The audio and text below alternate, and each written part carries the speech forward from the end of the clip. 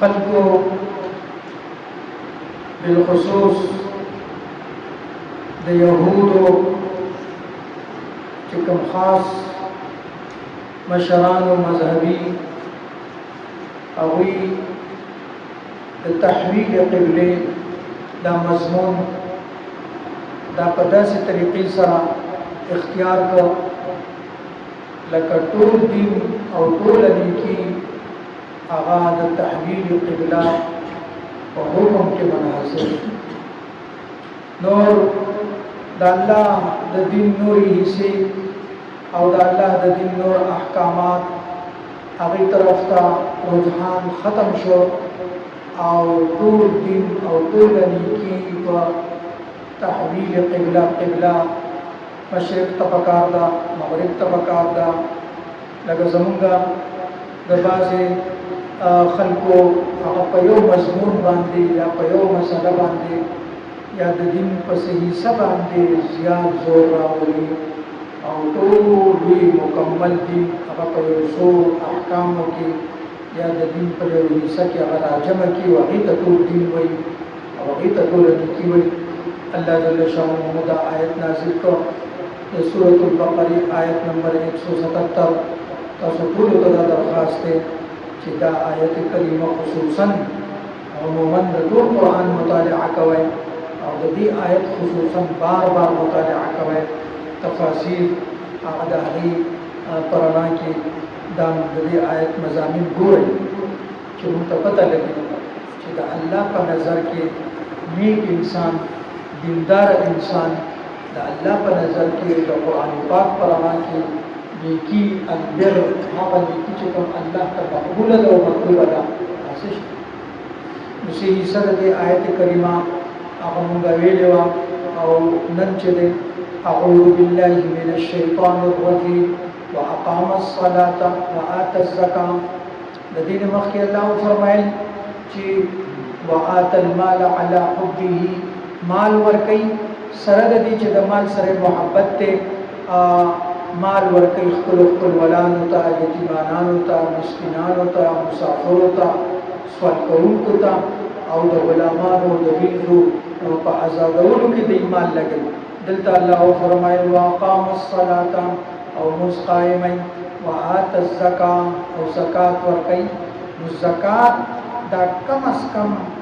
2.5% په سلو کې صرف 2.5 روپۍ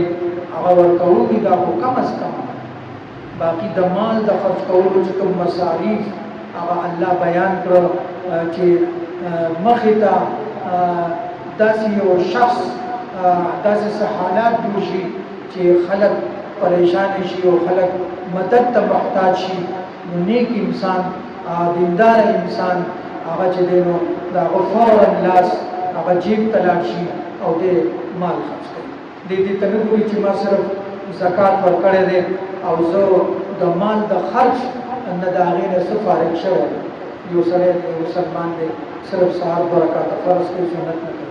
صرف 4 رکعته فرض کوي د ماسپښین او هغه نور سنت نه ادا کوي ظاهره خبره ده د ماښام فرض کوي او 2 رکعته سنت نه کوي نو ټول ورته وایي د څه کې دغه شانتي صرف زکات ورکول دا دې سره د مال چې کوم هغه حقوق دي یا د مال چې کوم احکام دي هغه فرض قدر حکم پوره شو باقي خرج کول د مال هغه پر رشتہ دارانو یتیمانو مسکینانو مسافرو سائلینو او قرضدارو په قرضو ورکولو کې چې کامل نیکی حاصلول غواړي دغه والموفون بعهدهم اذا عاهدوا او دي پوره کوي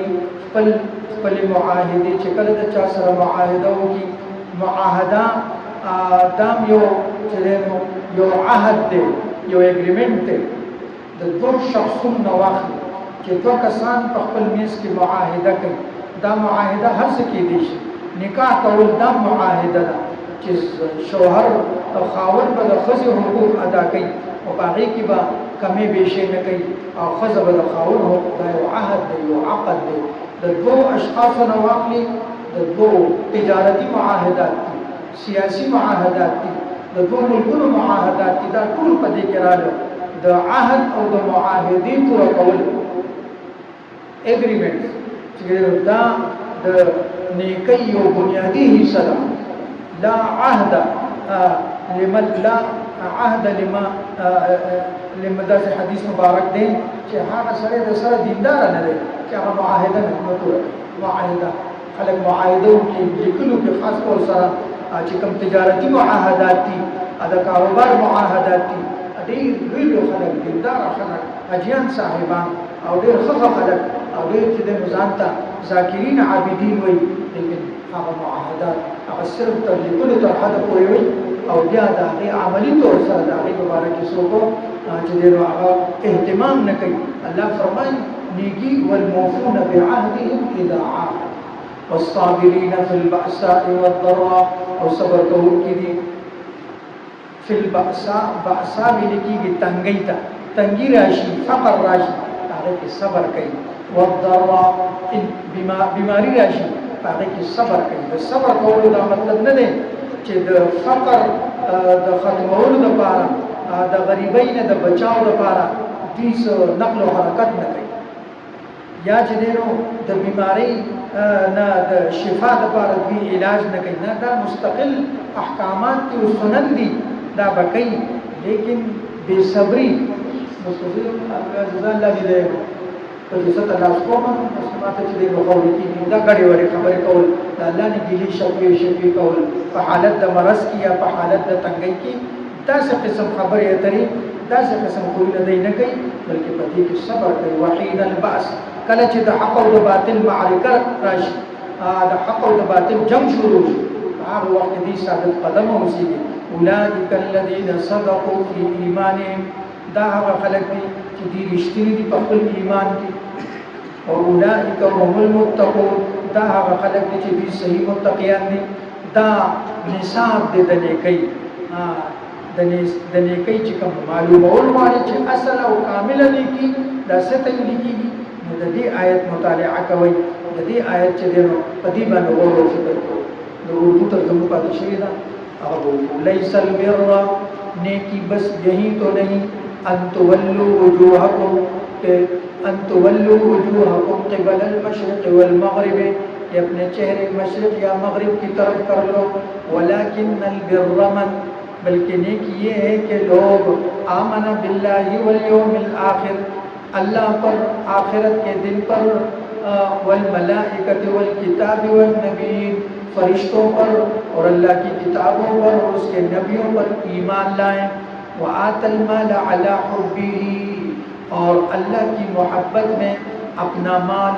ذوی القربى والیتامى والمساکین وابن السبیل رشتہ داروں پر خرچ کریں یتیموں پر خرچ کریں مسکینوں پر خرچ کریں وابن السبیل اور مسافروں پر خرچ کریں والسائلین وفی الرقاب اور سائلوں کو دیں اور غلاموں کو آزاد کرنے میں خرچ کریں. وَأَقَامَ الصَّلَاةَ وَآتَ الزَّكَاةَ اور قائم کریں نماز اور دے زکوٰۃ. وَالْمُوفُونَ بِعَهْدِهِمْ إِذَا عَاهَدُوا اور جب کوئی عہد کر لیں تو اپنے عہد کو پورا کرنے کے عادی ہوں. وَالصَّابِرِينَ فِي الْبَأْسَاءِ وَالضَّرَّاءِ